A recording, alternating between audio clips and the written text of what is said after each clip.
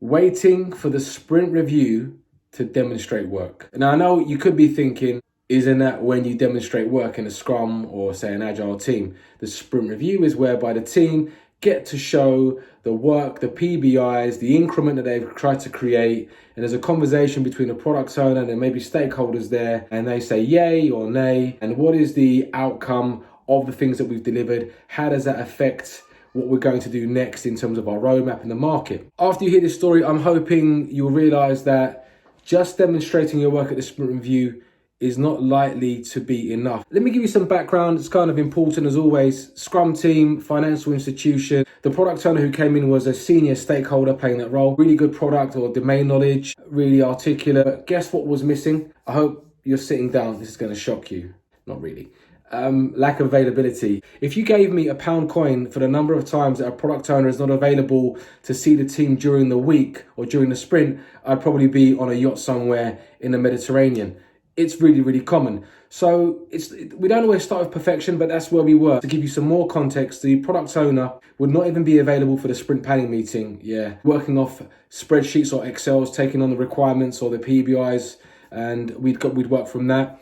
They wouldn't always be available at the sprint review either, and we'd be demonstrating to ourselves. Not great things. It's really important to understand where we were because improvement is really relative to where you start. Eventually, we got to a point whereby the product owner started to understand the importance of being more available, and they'd make it to more of the core events like, say, the sprint planning meeting and the sprint review. When we started to see the real problems was when we would go to the sprint review and the product owner would be there, and there would always seem to be something that we delivered that was missing something. Okay, so what was expected from the product owner and what was delivered there would be something out of whack. Sometimes small things, sometimes big things. It may be one product backlog item, or it may be a collection, a journey, and something doesn't quite chime. It could be a user story, it could be a task, but it was clear that there was a bit of a communication gap. So it was clear that this is about tacit knowledge, right? It doesn't matter how much analysis or how much artifacts you create, how much writing and the detail that you go into.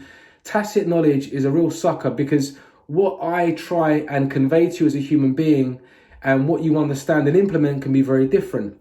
And we try and reduce this communication gap in Agile and in Scrum through having more conversation. So that was clear there was a problem. And having a one-to-one with my product owner, and by the way, I was reporting to this product owner. That's an important bit of detail that I forgot to mention.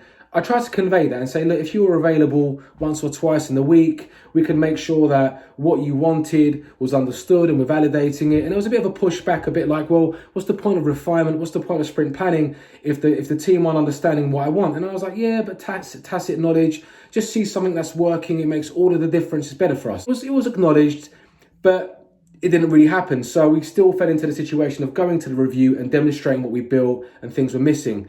This became a real problem though when the product owner started inviting other stakeholders, and it felt like she turned up the pressure a little bit or the temperature. When things were missing or things weren't understood, it then started to create a real heavy focus on you guys aren't understanding the work properly, you're not doing the analysis, this is not good enough. It pushed us into the trap of doing more detailed requirement specification, big design up front. And I knew this was wrong and I was trying to push back, but I became more and more tentative because of the dynamic that it had created, because it had been going on so long when I should have kept revisiting the underlying issue, which is the lack of availability and, here's the impact. But because I reported to the product owner, I think that played a big part in the confidence that I had and how much I wanted to piss her off and stay in the job as well. So I really didn't do enough and I think I failed the team. And it wasn't a nightmare ending, it wasn't a fairy tale ending either.